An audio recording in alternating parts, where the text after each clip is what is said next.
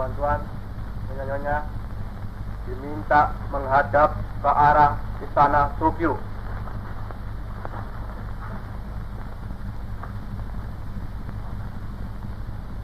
Yo, hai. Segeret. Nore. Perkenalkan, Tonarigumi, atau yang biasa disebut sebagai rukun tetangga.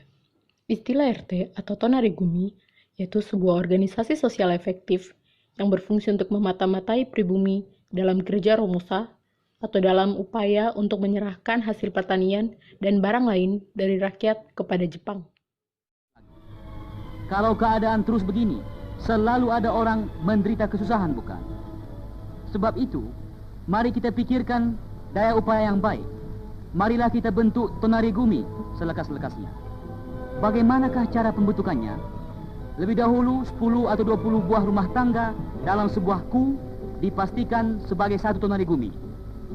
Dalam satu Tonarigumi ada seorang Tonarigumi Chok yang ditunjukkan oleh anggota-anggota Tonarigumi dan kemudian diberi izin oleh Kucho. Tonarigumi dalam sebulan sekurang-kurangnya mengadakan zokai satu kali. Apa itu Romusa? Romusa adalah panggilan bagi orang-orang Indonesia yang dipekerjakan secara paksa pada masa penjajahan Jepang di Indonesia dari tahun 1942 hingga 1945.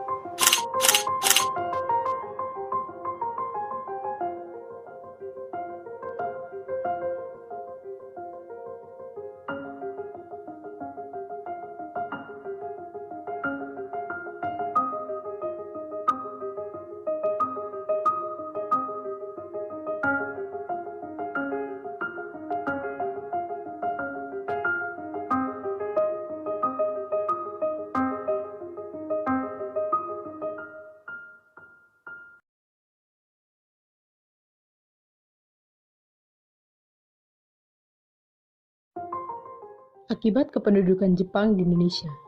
Pertama, pada bidang politik. Dalam bidang politik, Jepang melakukan kebijakan dengan melarang penggunaan bahasa Belanda dan mewajibkan penggunaan bahasa Jepang.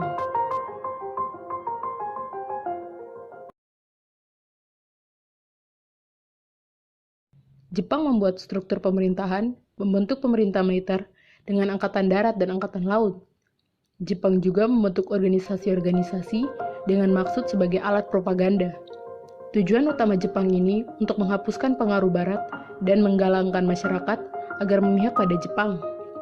Pemerintah Jepang juga menjanjikan kemerdekaan bagi bangsa Indonesia yang diucapkan Perdana Menteri Tojo dalam kunjungannya ke Indonesia pada September 1943.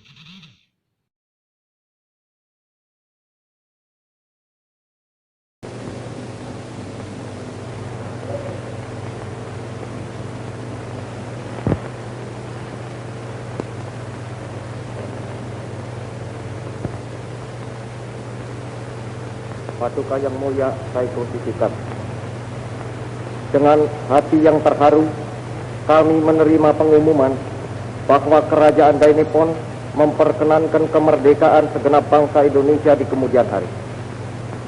Hati dan jiwa kami meluaplah dengan rasa terima kasih yang sekhidmat-khidmatnya kepada Yang Maha Mulia Tenno Heika yang bermurah hati memperkenankan terkabulnya cita-cita kami yang telah berpuluh-puluh tahun itu.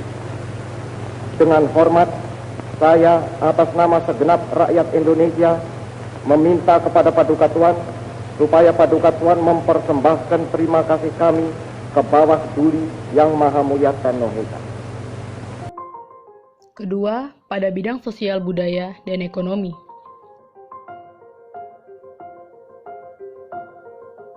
Guna membiayai Perang Pasifik, Jepang mengerahkan semua tenaga kerja Indonesia untuk membuat benteng-benteng pertahanan, lalu Jepang membentuk barisan Romusa sebagai sarana propaganda. Propaganda ini untuk menarik pemuda-pemuda agar bergabung dengan sukarela, namun lama-kelamaan jadi paksaan. Jepang mengeluarkan peraturan untuk menjalankan perekonomian. Perkebunan-perkebunan diawasi dan dipegang sepenuhnya oleh pemerintah Jepang. Banyak perkebunan yang dirusak dan diganti tanamannya untuk keperluan biaya perang.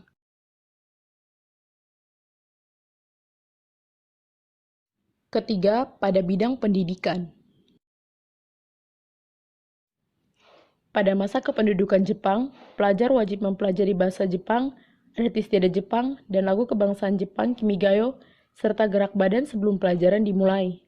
Sementara itu, perguruan tinggi ditutup pada tahun 1943.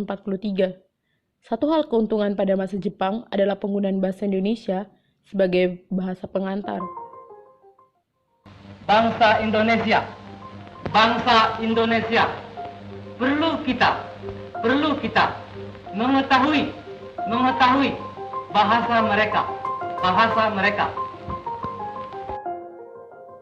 Keempat, dalam bidang birokrasi militer.